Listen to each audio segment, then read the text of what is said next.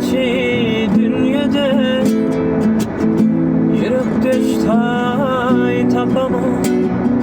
Dostlar bana farkı yok, sevim birden çekemem.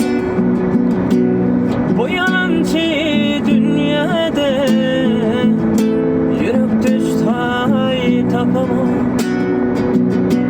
Şu zamanın kıyıları bay olmasam bakana, bakana, bakana.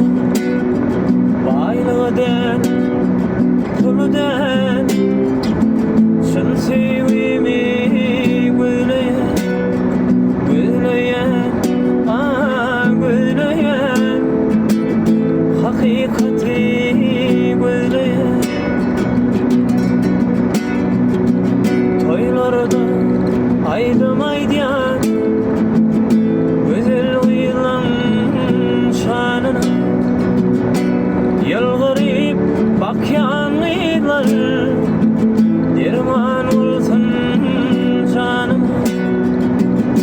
Men arasada güzel danağıyla intizar, intizar, intizar. Modaniden, pulden sen sevimi gülleyen, gülleyen, ağır gülleyen. Hakikati gülleyen. Aşık başın bu sözleri yüreğinden çıkanlar